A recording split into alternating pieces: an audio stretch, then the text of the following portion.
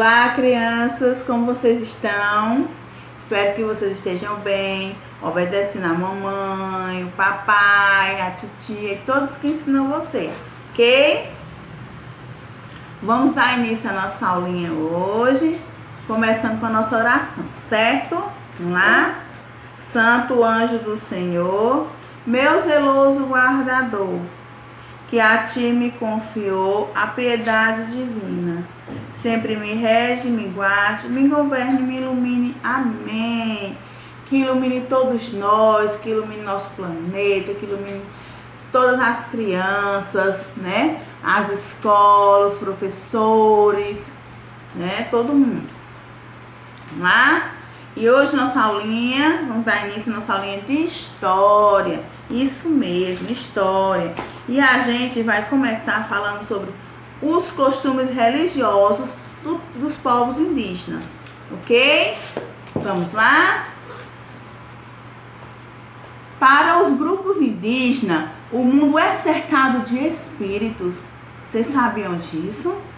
E eles acreditam também que os espíritos criaram tudo que existe. Isso mesmo, todas as coisas. Cada grupo tem uma crença sobre o mundo dos espíritos. E só o pajé, ou xamã, como é conhecido, o chefe da aldeia, pode conhecer seus segredos.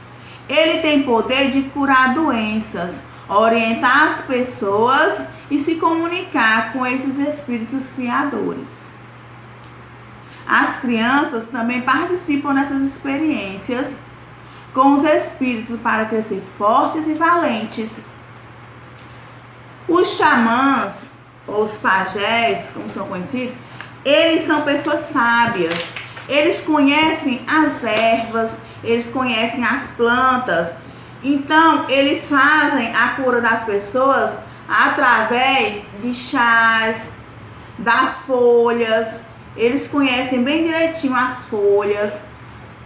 Tudo que ela serve, por exemplo, o chá de camomila acalma, o chá de boldo melhora o estômago, a barriguinha quando a gente tá com mal-estar.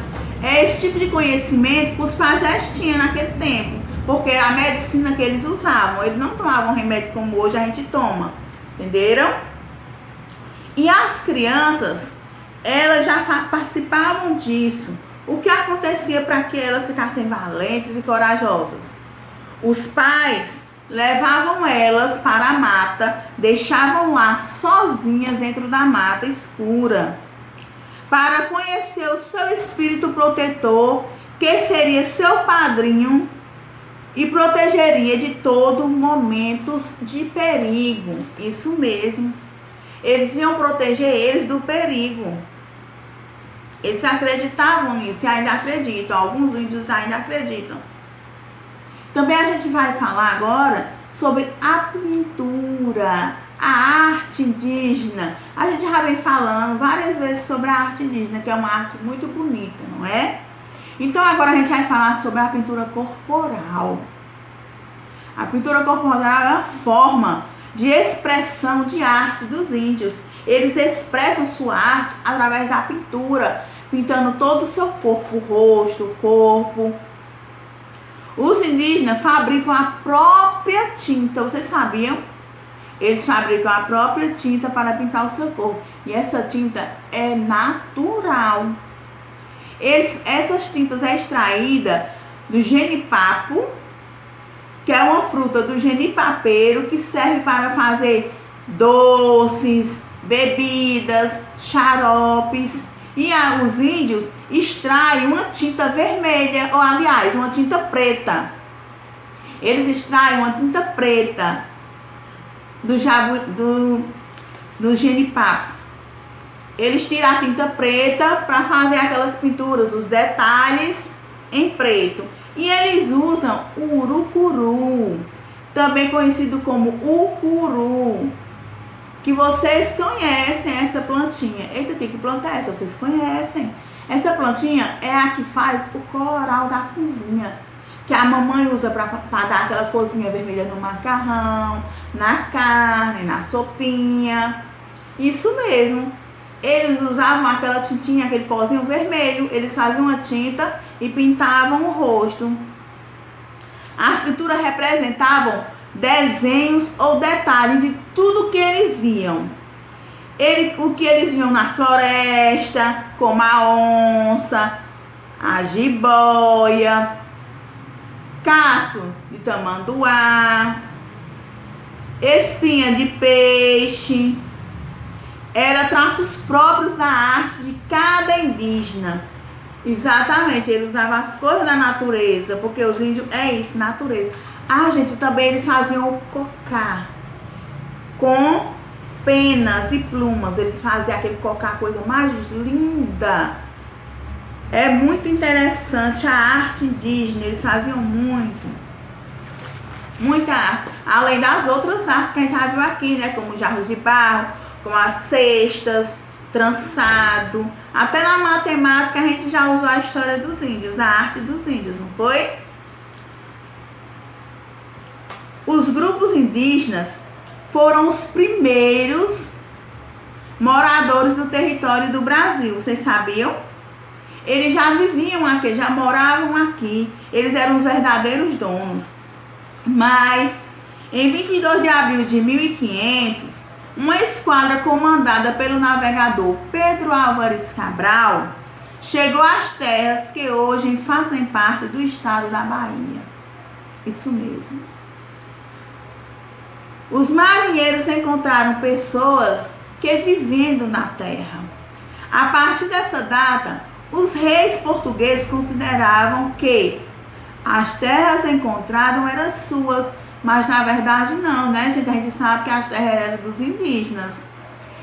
Isso, eles fizeram o quê? Se tornaram donos da terra, né? E com a chegada dos portugueses, mudou a vida dos moradores desse lugar, né? As terras não pertenciam mais a eles, mas sim aos portugueses. E alguns desses índios se tornaram escravos, outros morreram durante a guerra, outros por causa das doenças trazidas pelos portugueses, como o sarampo e a gripe, porque os índios, eles viviam de forma natural, eles se alimentavam da terra, da pesca, da caça, né? Então eles não tinham doenças, e a chegada dos portugueses veio trazendo essas doenças, como sarampo, a gripe, e eles acabaram pegando, né? E para fugir das guerras que aconteciam e das invasões que sofriam, os donos da terra não deixavam suas aldeias, que ficavam próximos ao litoral, e foram viver no interior do território. Ainda hoje, muitos grupos indígenas lutam para ter direito a um pedacinho de terra. Exatamente, até hoje eles lutam para ter um pedacinho de terra para viver. Algumas dessas áreas já foram regulamentizadas. Isso mesmo, já regularizado essas terras para os índios. Isto é, o governo já deu a eles o direito de continuar a usá-las e recolher delas o que for necessário para viver. Mas vocês estão pensando que essa luta deles ainda acabaram? Acabaram não. Os madeireiros garimpeiros e os criadores de gado ainda invadem as terras que pertencem aos indígenas e a seus filhos, netos, bisnetos e descendentes. Eles invadem as terras para tomar aquela pequena partezinha da terra que foi doada para os índios, né? Isso é muito triste. Muito triste. Os portugueses tinham armas de fogo e atacavam as aldeias, prendendo muitos moradores e matando outros e expulsando as pessoas do lugar. Como eles tinham arma de fogo, o que eles faziam? Eles ameaçavam os índios, matavam alguns, né? que lutavam com eles, expulsavam os outros, e os índios sofriam o abandono de suas terras, naquelas que estavam os espíritos protetores deles, né? Que cuidavam das plantas, dos animais e das pessoas, porque eles acreditavam que tinha esses espíritos protetores. Então eles estavam naquelas terras, né? De onde eles foram expulsos, foram mandados embora. Isso é triste, muito triste, mas infelizmente é a realidade, né? Porque até hoje a gente vê isso acontecer. E agora a gente vai ver a África, o passado e o presente, né? As crianças africanas e os costumes delas, como que elas faziam, brincavam, né?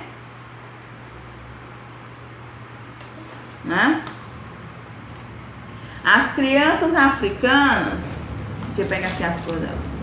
As crianças africanas, seus costumes, tradições, elas costumavam fazer bonecos de argila para brincar. E era muito importante que as crianças entendessem e aprendessem as suas histórias que os seus avós contavam. Porque ele conhecia nela as tradições, o modo de vida e os costumes do seu povo. Era através dos avós que eles aprendiam isso. Os avós contavam para eles as histórias, né? Ensinavam.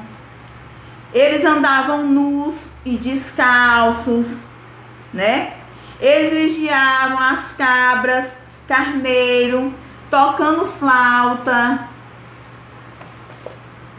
Eles faziam bonequinhos de argila para brincarem, né?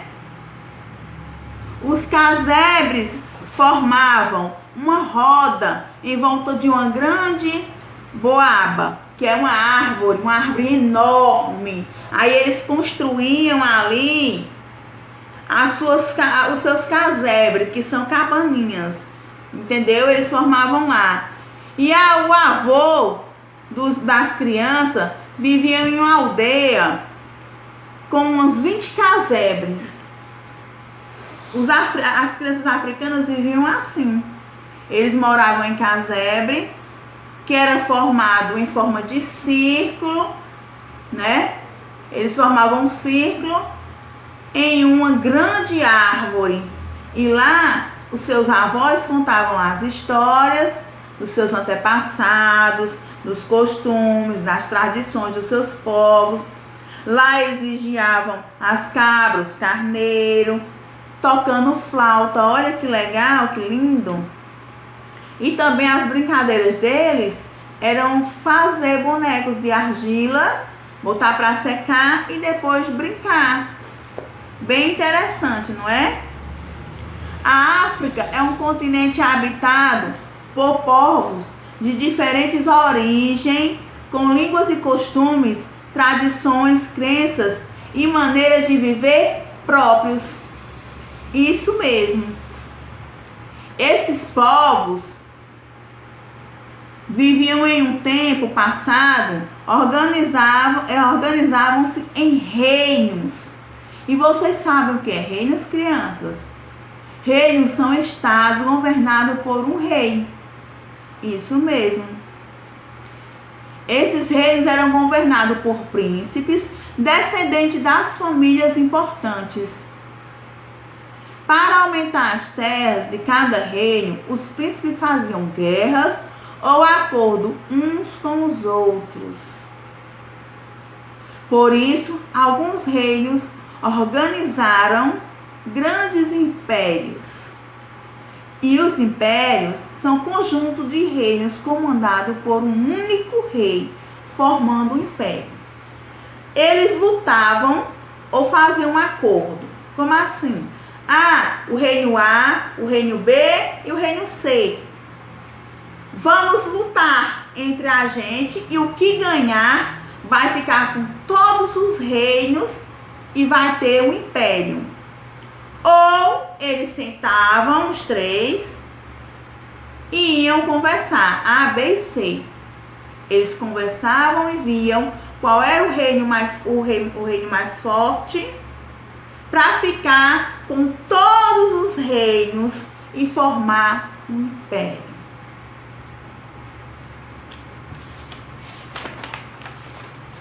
Vamos lá? Os impérios passavam por várias guerras.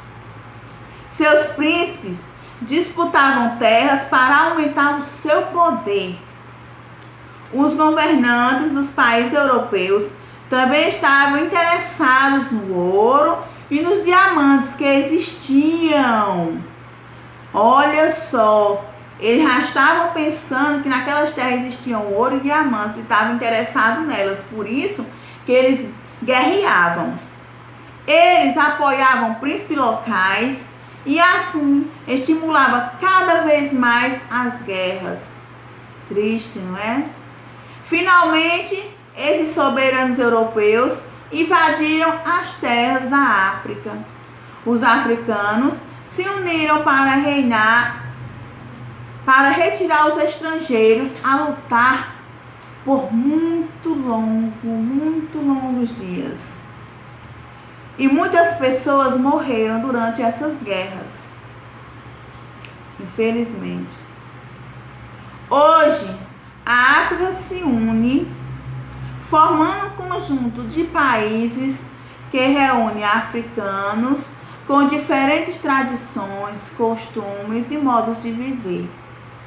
Além de povos de outras culturas, como os portugueses, holandeses, ingleses, entre outros.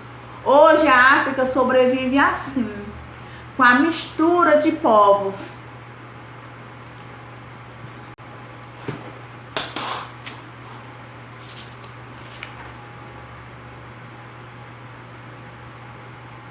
A gente vai ver agora os povos do deserto.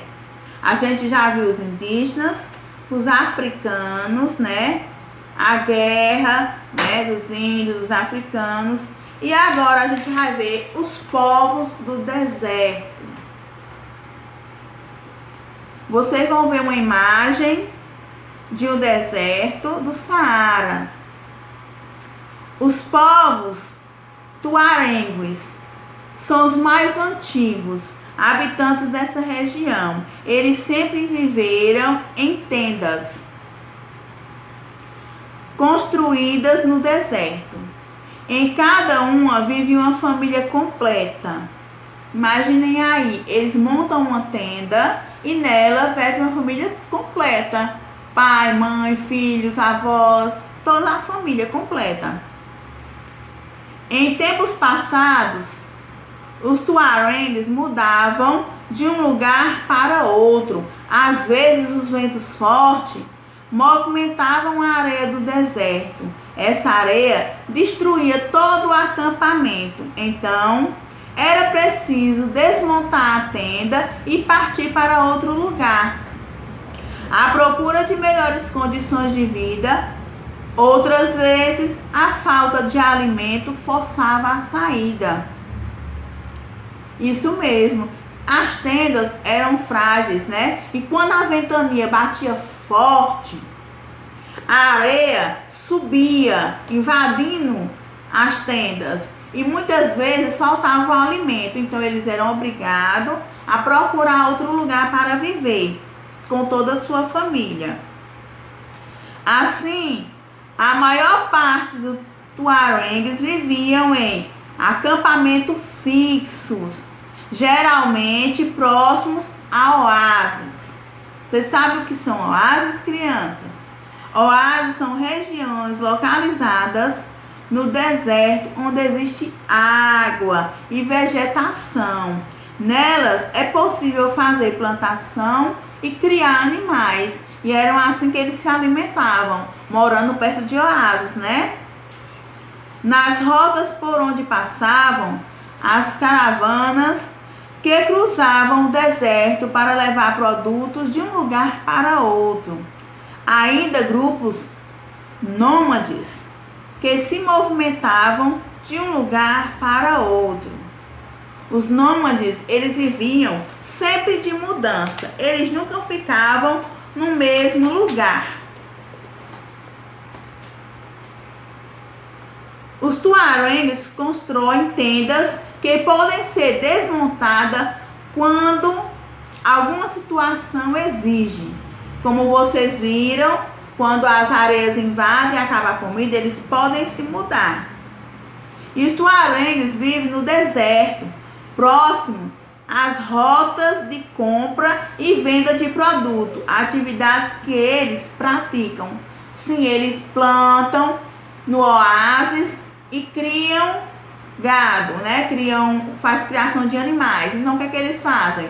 Eles levam para esses lugares de venda, da prática de venda de produtos, para poder ter sua sobrevivência, né? Ali eles vendem e fazem sua vida.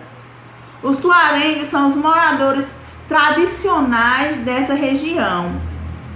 Entre os moradores do deserto, são os homens que cobrem a cabeça com lenço azul. Essa é uma tradição desse povo. Olha só, eles cobrem, né, a cabeça com lenço azul. A primeira cidade fundada no deserto foi Gândames, que surgiu como ponto de encontro de condutores de caravanas. A cidade é hoje considerada patrimônio da humanidade.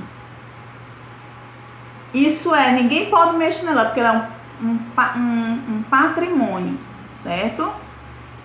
A forma de organização da cidade mostra como os grupos conservavam suas tradições e seus costumes. Eles preservavam muito os costumes e suas tradições. Olha como a gente está vendo os indígenas, os africanos, essa cultura deles, né? Esse cuidado de manter os costumes e as tradições, né? É muito interessante. E ainda hoje é ocupada por famílias de diferentes tribos. E cada família vive em uma rua. As ruas se encontram em uma praça central. Todas as ruas se encontram em um único lugar, numa praça. Para se locomover de um lugar para outro, os tuaregs usam os dromedários. Eles são animais rápidos e conseguem caminhar até 18 horas sem parar e sem beber água. Nossa, que interessante! Os dromedários e camelos são animais da mesma espécie, mas possuem diferenças em relação ao número de corcovas, ao tipo de pelo e altura. Os dromedários vivem nos desertos da África. Prestem atenção. Os dromedários vivem no deserto da África. Agora vamos ver os camelos, né? Os camelos são animais encontrados no deserto da Ásia. Olha só, os camelos são encontrados nos desertos da Ásia. Eles são animais mais lentos. Entretanto, conseguem levar cargas mais pesadas em viagens mais longas. Vejam só como é interessante, né, gente? Então, eu quero que vocês prestem bastante atenção no que Tia Cátia está ensinando para vocês terem mais conhecimento. É muito bom a gente ter conhecimento, não é? Qualquer dúvida, vocês já sabem, entrem no meu privado, que Tia Cátia tira a dúvida de vocês.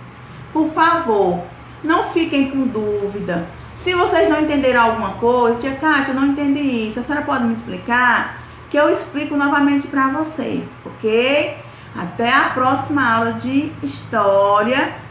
Leiam e releiam todos os assuntos da página 85 Aliás, 82, 85, 91 e 97. Leiam, que só lendo vocês aprendem mais, certo? Um beijo para vocês e fiquem com a nossa próxima aula. Olá, crianças! Hoje tia Kátia vai trazer para vocês uma aula de arte. Isso mesmo, hoje a gente vai ter aula de arte, ok? E eu quero que todos participem, porque a aula de arte vale nota bimestral. Vocês sabiam disso?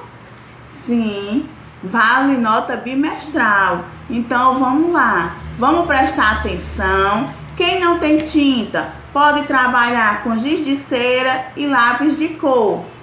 Só é pegar o giz de cera, raspar ele, pede para a mamãe raspar ele no copinho, bota um pouquinho de água e deixa ele dissolver, que ele vai virar tinta. Da mesma forma o lápis de cor, faz a pontinha do lápis, vai fazendo, que ela vai dissolver dentro de um pouquinho, só um pouquinho de água e vira tinta.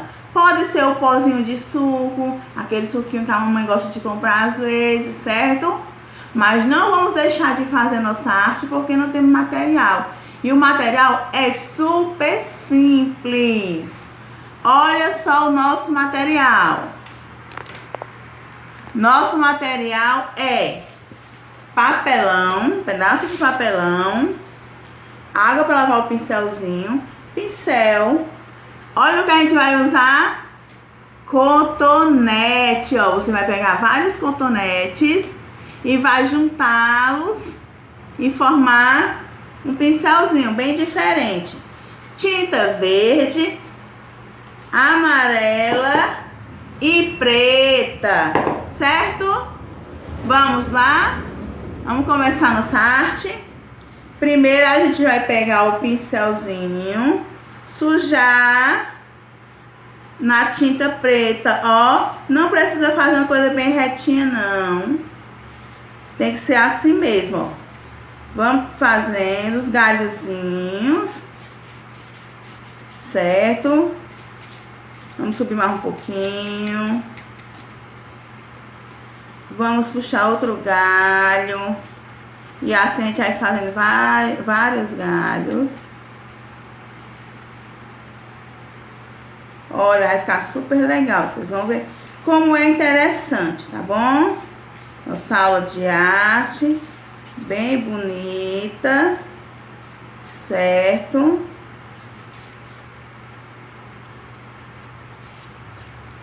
Pronto. Depois que a gente fez isso, a gente não vai precisar mais do pincel. Agora a gente vai pegar...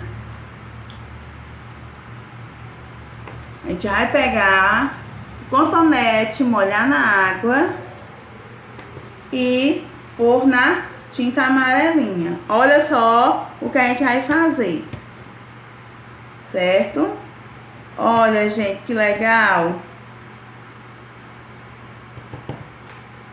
A gente, ó, vai batendo. Olha. Vamos lá. Vamos fazendo bastante, ó. Certo? Vamos fazendo para a nossa árvore ficar bem bonita.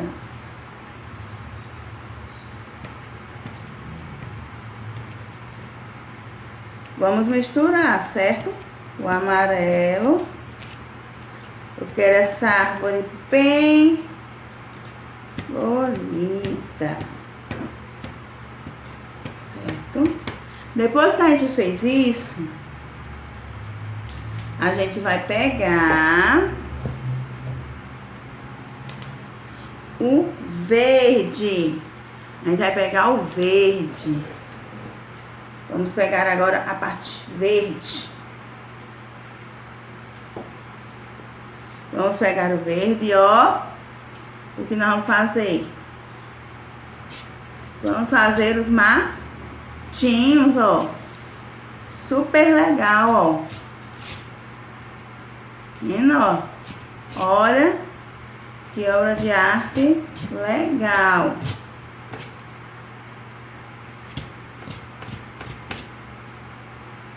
Super legal. E aqui a gente vai dar uns tonzinhos de verde na nossa árvore. Olha, tá ficando linda, não tá? Vamos trabalhando para que ela fique bem bonita.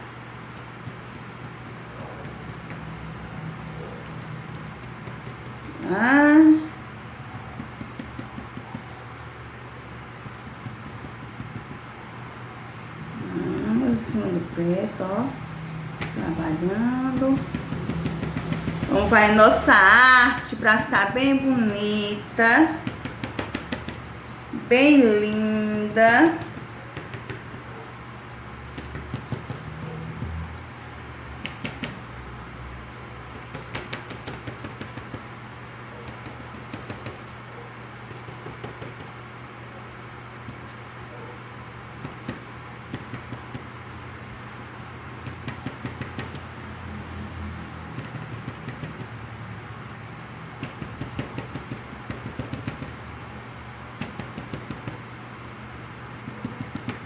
Vamos unir assim, ó, porque as folhas, elas se encontram, não é?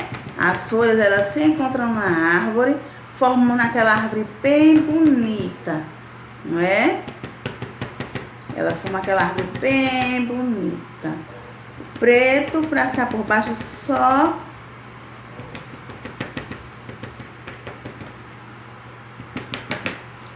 Vamos lá, batendo, vamos lá. Usando o cotonete e vamos montar a nossa árvore. Depois que a gente fez isso, a gente vai pegar só mais um pouquinho do amarelo, e vamos fazer isso para dar uma up no nosso desenho.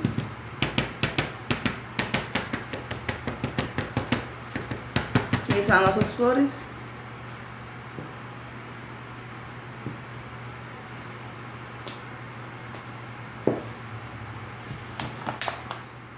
Já vai limpar a mãozinha, né?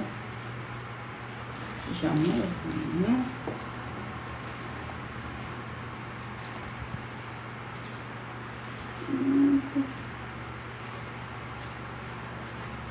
Pronto. Agora a gente vai ver a arte que foi criada, certo? Olhem, crianças. A nossa árvore, gente. Olha a nossa árvore. Como ficou lindo, não foi? Aqui vocês podem pegar, pedir a mamãe para fazer um furinho e botar como um quadro na parede do quarto. Ou, como tia Kátia fez aqui, ó, põe em cima da mesinha, na cabeceira da cama de vocês. Tá vendo, ó? Bota na cabeceira da cama de vocês. E aí, gostaram da arte? A gente usou cotonete, um pincelzinho, mas se vocês não tiver pincel, pode ser até mesmo o dedinho ou uma canetinha. Usamos tinta amarela, preta e verde. Mas você também pode usar canetinha, lápis de cor, giz de cera, certo? Eu quero ver todos postando sua arte no grupo. Vale nota, viu, gente? Aqui é a nossa aula de artes. Tudo bem? Certo? Então, todos fazendo sua arte. Beijão. Até a próxima.